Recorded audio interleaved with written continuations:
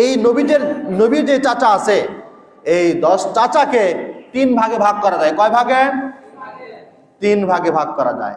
1 নম্বর, যে চাচারা নবীর নবুয়তের আগেও ভালোবাসছে, নবুয়তের পরেও নবীকে ভালোবেসে ঈমান এনে ঈমান অবস্থায় দুনিয়ার থেকে চলে গেছে।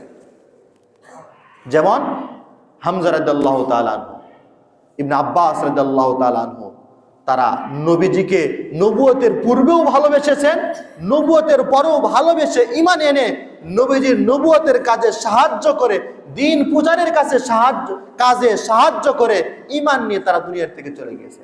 এটা হচ্ছে এক প্রকার, এক ভাগ।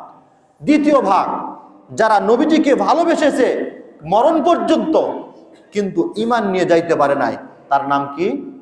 আবু তালেব। তার নাম কি? আবু তালেব নিজের সন্তান তাকে যতটা ভালোবেসেছেন, তার চাইতেও নবীজিকে বেশি ভালোবেসে নিজের সন্তানকে দূরে রেখে রাতের বেলা নবীজিকে বুকে জড়িয়ে নিয়ে ঘুমাইছেন, নিজের সন্তানকে দূরে রাখছেন। কিন্তু শেষ পর্যায়ে মৃত্যুর সময় ঈমান নিয়ে যাইতে পারে নাই। আল্লাহ রাব্বুল বুখারী শরীফের বর্ণনায় আনা আবিহি আন্না আবু তালিব লাম্মা হাদরাতুল ওয়াফাতু দাখালা আলাইহিন নবী সাল্লাল্লাহু আলাইহি সাল্লাম ওয়া ইনদাহু আবু জাহলিন। আবু তালেবের যখন মৃত্যুর সময় ঘনিয়ে এসেছে, নবীজি সাল্লাল্লাহু আলাইহি সাল্লাম ঘরের মধ্যে গিয়ে উপস্থিত হলেন। যাওয়ার সঙ্গে দেখতেছেন আবু জেহেল, আবু লাহাব, উতবা, সাইবা সব বসা। নবীজি মাথার কাছে বসলেন।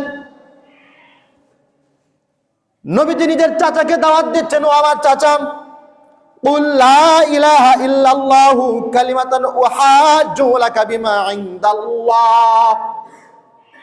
নিজের চাচাকে ডাক দিয়ে বলতেছেন, ও আমার চাচা, শুধু একটা বার বলেন লা ইলাহা ইল্লাল্লাহ।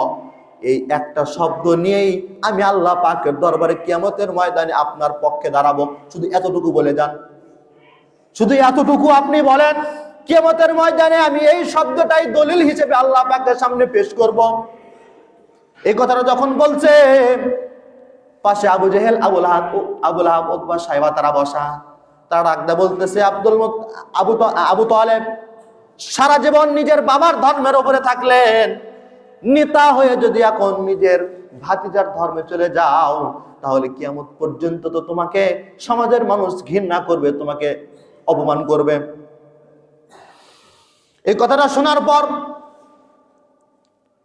আবু তালেব ডাকতে বলতেছেন, ভাতিজা, আমি এই কথা মনে প্রাণে বিশ্বাস করি, তুমি সৎ, তোমাকে আল্লাহ পাক নবী বানিয়েছেন, তোমার নবুয়তকেও আমি বিশ্বাস করি।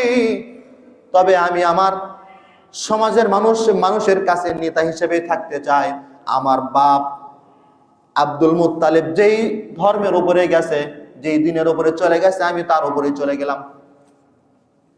লা ইলাহা ইল্লাল্লাহ বলার আর সুযোগ হলো না।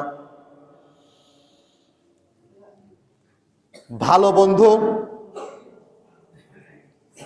যদি আপনার সম্পর্ক ভালো বন্ধুর সাথে হয়, তাহলে ওই বন্ধুর সাথে থেকে আপনি ভালো কিছু শিখবেন। আর যদি বন্ধু খারাপ হয়, 1 টান 2 টান করতে করতে আপনার গাঁজা সব খাওয়া শেষ হয়ে যাবে।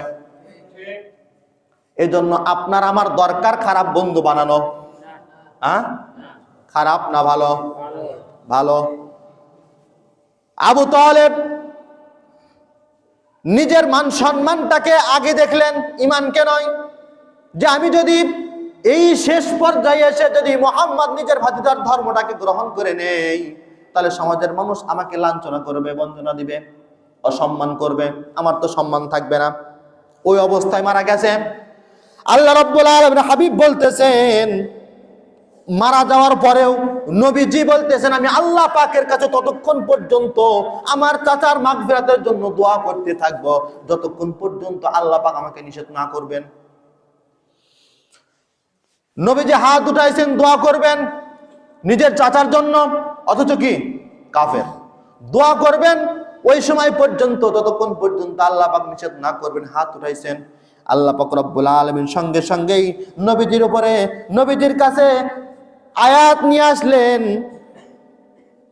আল্লাহ পাক রব্বুল আলামিন বলতেছেন সূরা তাওবার 113 নম্বর আয়াত, ওয়াল্লাযীনা আমানু আইয়াস্তাগফিরু লিল মুশরিকিনা ওয়ালাউ কানু উলি কুরবা মিনহুম বা'দি মা তাবায়্যানা লাহুম আন্নাহুম আসহাবুল জাহিম।